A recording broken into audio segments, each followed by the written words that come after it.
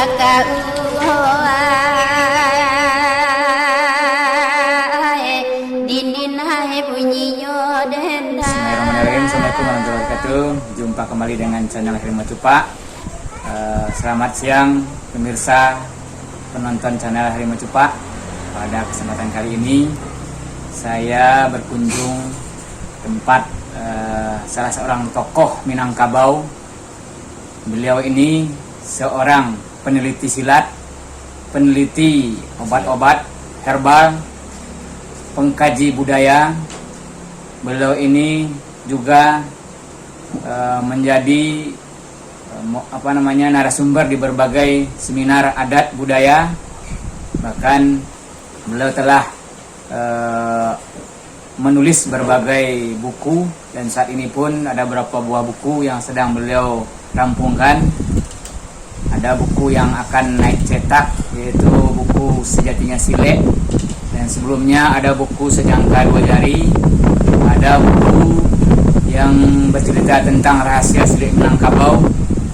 Ini bisa langsung dipesan kepada beliau, dan berbagai hal yang sedang beliau teliti yang juga nanti akan dibukukan.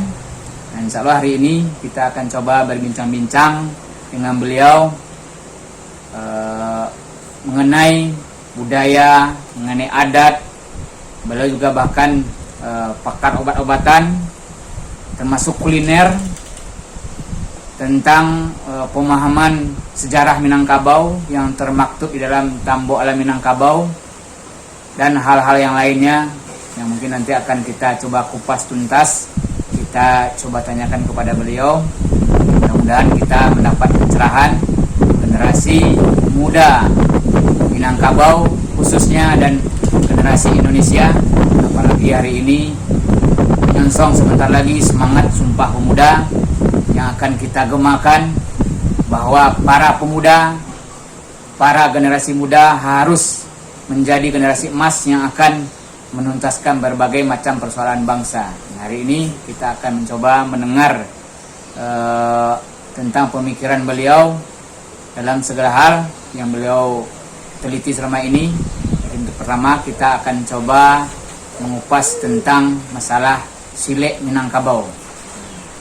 Mungkin Bapak Buya dari Abdullah, sebelum kita bicara lebih jauh tentang Sile Minang, mungkin Bapak Buya bisa memperkenalkan diri dulu. Terima kasih Pak Osra Abdisroni SCMM Rajo Nanggarang. Beliau juga pemerhati sekaligus praktisi budaya, samping akademisi. Jadi terima kasih telah mau berkunjung dan mau bersilaturahmi tempat saya.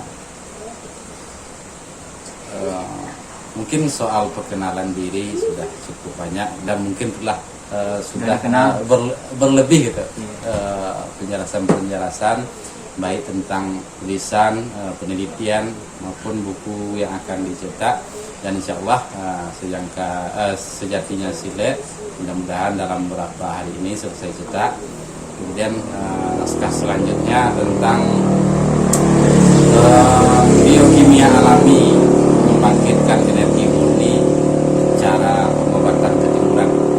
Jadi sebuah naskah dari hasil pengalaman dan penelitian dari berbagai hal, termasuk kenyataan-kenyataan yang dihadapi di lapangan. Inilah yang menjadi salah satu sumber atau acuan dari penelitian, kemudian mengacu kepada warisan leluhur yang diwariskan dalam model tuturan sebagai ciri khas budaya ketimuran, di mana leluhur mewariskan berbagai konsep ilmu pengetahuan dalam rumusan.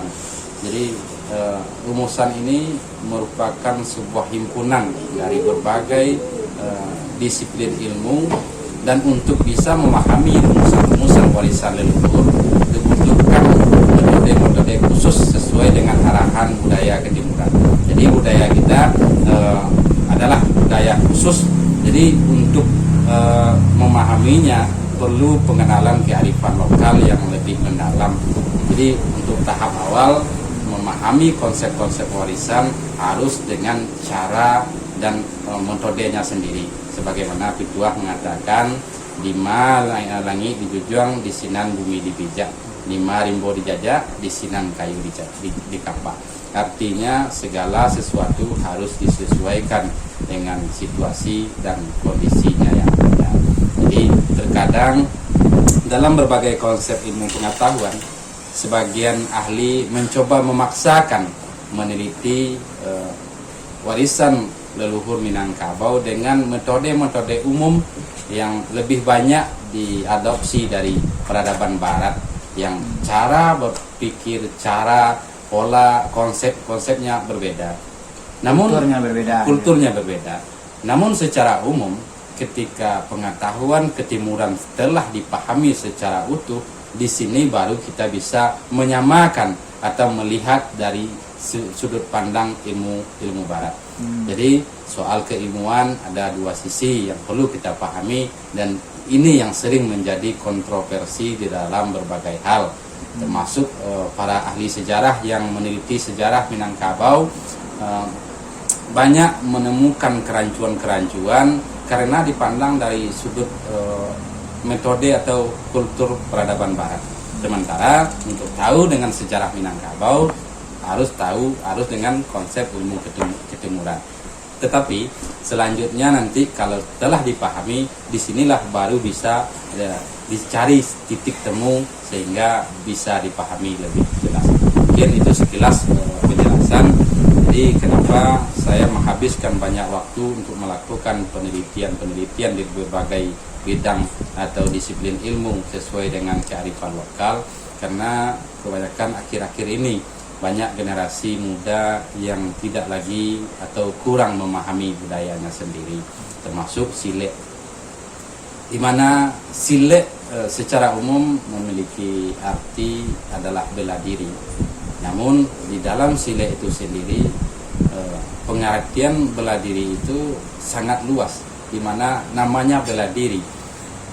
Secara hakiki yang dikatakan bela diri itu adalah bagaimana kita mempersiapkan diri, membekali diri dengan segala disiplin, dengan segala cara, dengan segala persiapan, sehingga mampu menghadapi berbagai ancaman, menghadapi berbagai tantangan untuk membela diri, baik itu di bidang